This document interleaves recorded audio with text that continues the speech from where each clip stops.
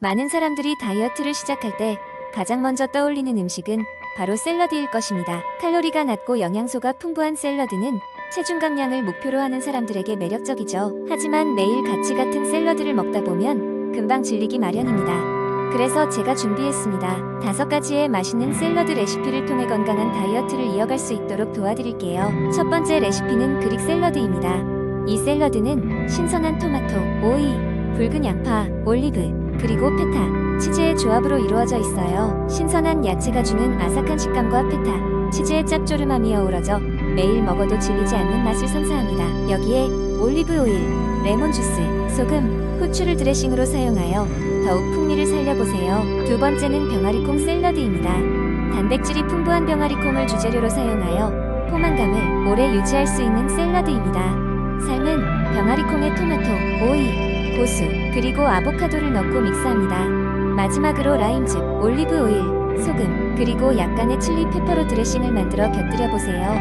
세 번째는 닭가슴살 시저 샐러드인데요. 닭가슴살을 그릴에 구워 식힌 뒤 로메인 상추와 크루톤을 더해줍니다. 여기에 파마산 치즈를 뿌리고 직접 만든 시저 드레싱을 추가하면 완성! 이 샐러드는 고소하고 담백한 맛이 일품입니다. 네 번째, 아시아식 참치 샐러드는 어떨까요? 시중에서 쉽게 구할 수 있는 참치를 사용하여 간단히 만들 수 있는 이 샐러드는 양상추, 당근, 적양배추, 참치를 함께 섞고 간장, 쌀, 식초, 참기름을 섞어 만든 드레싱을 뿌려주면 됩니다. 약간의 땅콩을 더하면 고소한 맛이 한층 더해지죠. 마지막으로 퀴노아 샐러드를 소개합니다. 퀴노아는 완전 단백질 식품으로 체중 관리에 탁월합니다. 익힌 퀴노아에 옥수수, 검은 콩, 다진 채소, 그리고 아보카도를 넣고 잘 섞어줍니다. 드레싱으로는 레몬즙, 올리브 오일, 소금, 후추를 사용합니다.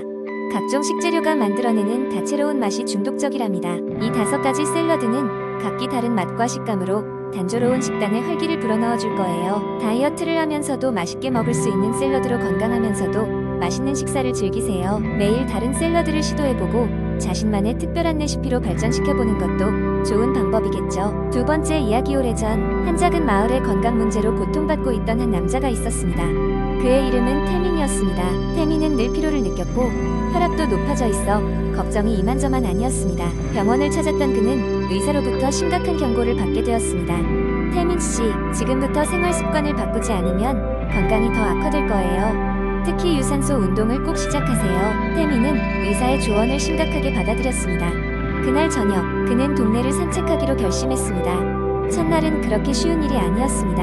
1시간 정도 걷자 쉴 틈 없이 심장은 뛰고 숨이 가빴습니다. 하지만 태민은 마음을 다잡고 매일 조금씩 거리를 늘려나가기로 결심했습니다. 시간이 지나 태민은 매일 아침 해가 뜨기 전 조깅을 나갔습니다. 이제는 걷기보다는 달리기에 가까워졌습니다. 어떤 날은 비가 오기도 했고 어떤 날은 바람이 몹시 불기도 했습니다.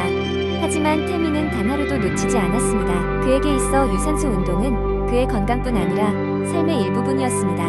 몇 달 후 태민은 병원을 다시 찾았습니다. 검사 결과는 놀라웠습니다. 그의 혈압은 정상 범위로 돌아왔고 체중도 건강한 수준으로 감소했습니다. 의료진은 그의 변화를 보고 놀라워하며 축하해 주었습니다.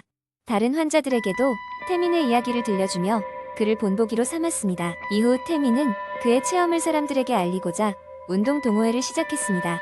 매주 일요일 그는 공원에 모여 함께 달리는 모임을 주최했습니다. 참여한 사람들은 하나같이 태민의 이야기를 듣고 영감을 받았습니다. 덕분에 그들의 건강도 점점 개선되었습니다. 태민은 꾸준한 유산소 운동이 건강을 지키는 비결이라는 것을 몸소 증명해냈습니다. 그는 단순한 운동 이상의 것을 얻었습니다. 매일의 걷기와 달리기를 통해 그는 정신적으로도 큰 힘을 얻게 되었고 이는 그가 다른 도전에 맞설 수 있는 힘이 되었습니다. 오늘도 태민은 해가 뜨기 전 조용한 마을을 혼자 뛰고 있고 그를 따라서 수많은 사람들이 새로운 건강한 삶을 시작하고 있습니다. 세 번째 이야기. 옛날 어느 고요한 마을에 자연치유 전문가로 유명한 할아버지가 살고 있었습니다. 그는 이 마을에서 어떤 의사보다도 신뢰받는 인물이었습니다. 할아버지가 살고 있는 마을은 사방이 나무와 숲으로 둘러싸여 있었으며 각종 약초와 식물들이 자라고 있었습니다. 마을 사람들은 할아버지의 능력에 대해 깊이 감사하며 그를 찾곤 했습니다. 어느 날 마을에 이상한 병이 돌기 시작했습니다. 사람들은 이유 없이 피곤해지고 감기에 쉽게 걸렸습니다. 마을 주민들은 할아버지에게 도움을 청하기 위해 모였습니다. 할아버지는 침착하게 사람들을 모아 자연치유법을 통해 면역력을 높이는 방법을 이야기하게 되었습니다. 마을 사람들이 모두 모인 자리에서 할아버지는 먼저 자연식품의 중요성을 강조했습니다. 그는 뿌리 깊은 건강은 히포크라테스가 말한 대로 음식에서 시작된다 라고 말하며 마을 사람들에게 인근 숲과 들판에서 자그로인 여러 식물을 소개했습니다. 먼저 그는 두충이라는 식물을 설명하였습니다. 두충은 피로를 풀어주고 몸의 에너지를 높여주는 성분이 있습니다. 할아버지는 이 두충을 차로 끓여서 마시라고 권했습니다. 다음으로 할아버지가 강조한 것은 몸의 균형이었습니다. 면역력을 높이기 위해서는 체온을 따뜻하게 유지하는 것이 중요하며 이를 위해 매일 규칙적인 운동과 함께 명상 시간을 가질 것을 권장했습니다. 그는 마을 사람들과 함께 강변을 따라 걷고 숲에서 심호흡 명상을 하면서 자연의 온기를 체득했습니다. 게다가 할아버지는 하루를 시작하는 아침에 신선한 공기를 마시는 것을 중요하게 여기고 특히 아침 햇살을 통해 비타민 D를 자연적으로 섭취할 것을 조언했습니다. 이는 면역력을 강화하는 중요한 요소임을 설명했습니다. 그는 자연이 주는 치유의 힘을 강조하면서 마을 사람들이 자연과 조화를 이루며 살아가야 한다고 말했습니다. 마을 주민들은 할아버지의 가르침을 충실히 따르기로 했습니다. 그 결과 점점 사람들은 활기를 되찾았고 병에 걸리는 사람들도 줄어들었습니다. 사람들은 할아버지 덕분에 자연이 주는 힘을 깨닫고 매 순간 마음의 평온을 유지하며 건강을 지키는 방법을 알게 되었습니다. 그 이후로도 마을 사람들은 우울하거나 몸이 지칠 때면 할아버지가 알려준 자연치유법을 실천하면서 건강한 삶을 이끌어갔습니다. 그들의 이야기 또한 입소문을 타고 퍼져 다른 마을 사람들까지도 그들의 비법을 배우러 찾아올 정도였습니다. 이렇게 자연의 힘을 깨달은 사람들은 할아버지에게 늘 감사함을 표현했습니다. 할아버지는 그저 미소를 지으며 오늘도 변함없이 숲을 산책하며 새로운 자연의 비밀을 찾기 위해 탐구하곤 했습니다. 네 번째 이야기, 옛날 옛적 어느 작은 마을에 건강과 영양에 대한 지식이 부족한 사람들이 살고 있었습니다. 사람들은 왜인지 모르게 피곤하고 기운이 없고 감기에 쉽게 걸리는 고민을 갖고 있었습니다. 마을의 현명한 할머니는 이런 문제를 해결하기 위해 마을 회의를 소집했죠. 할머니는 마을 사람들에게 비타민과 미네랄에 대해 설명해주기 시작했습니다. 그녀는 비타민과 미네랄이 우리 몸에서 얼마나 중요한 역할을 하는지 이야기해 주었습니다. 비타민은 우리 몸이 에너지를 생성하고 세포를 성장시키며 면역력을 강화하는 데 꼭 필요한 성분이란다. 예를 들어 비타민 C는 감기에 걸리는 것을 막아주고 비타민 D는 뼈 건강에 필수적이지.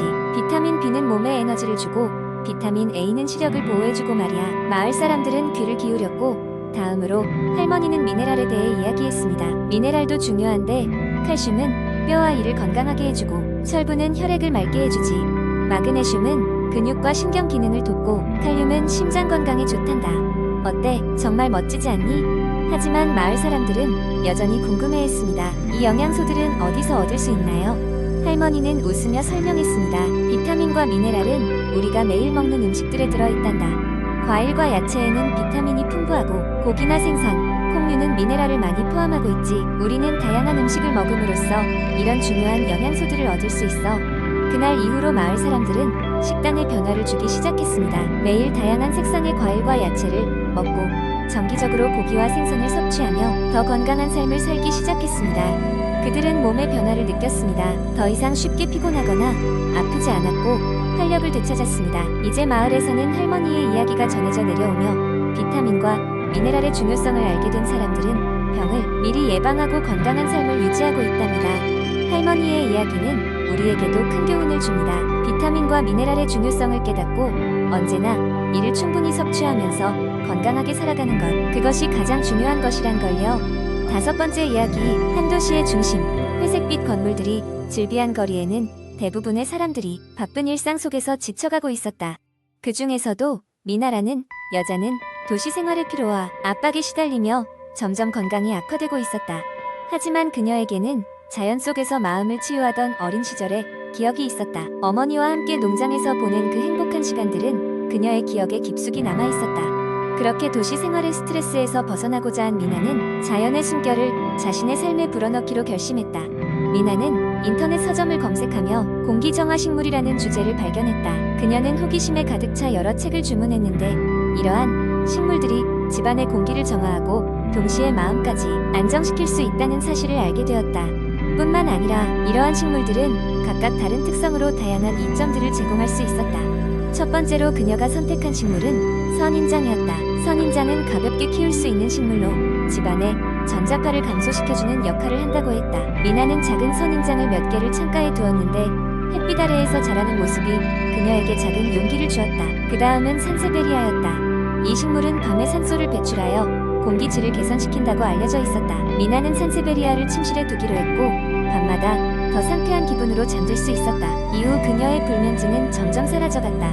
또 하나 그녀가 선호했던 식물은 스파티필럼이었다. 이 식물은 수분 안정성을 높이고 포르말데이드 및 벤젠과 같은 독성 물질을 흡수하는 능력이 뛰어났다. 특히 공기가 탁한 도시의 환경에서는 실내 공기를 정화하는 비밀 병기나 다름없는 존재였다. 이러한 식물들로 가득 찬 공간 속에서 미나는 도시 생활의 번잡함을 조금씩 잊어갔다. 그녀는 매일 아침 식물에 물을 주고 그들의 성장을 지켜보며 작은 행복을 느꼈다. 시간이 지남에 따라 그녀의 건강은 놀랍도록 좋아졌고 더불어 마음의 평화도 찾게 되었다. 그러던 어느 날 미나는 친구들을 집으로 초대했다. 친구들은 집안에 가득한 식물들을 보고 놀라워하며 감명을 받았다.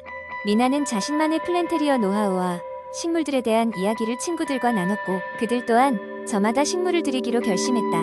그 결과 미나와 그녀의 친구들 모두 보다 건강하고 행복한 삶을 영위하게 되었다. 결국 자연의 숨결을 일상에 불어넣음으로써 자연의 치유력을 경험한 미나는 이 경험을 더욱 많은 사람들에게 알리고 싶어졌다. 그녀는 공기정화 식물과 그들의 이야기를 다룬 블로그를 시작했고 그곳에서 많은 사람들이 자연과 함께하는 삶의 가치를 공유하게 되었다. 이렇게 미나는 치유와 성장을 통해 삶의 질을 향상시키는 데 중요한 교훈을 얻었고 그로 인해 자연의 은혜를 다시금 새삼스럽게 느끼게 되었다. 그녀의 여정은 끝이 아닌 새로운 시작을 의미하였고 이 이야기는 자연의 힘이 얼마나 놀라운지를 다시 한번 상기시키는 계기가 되었다.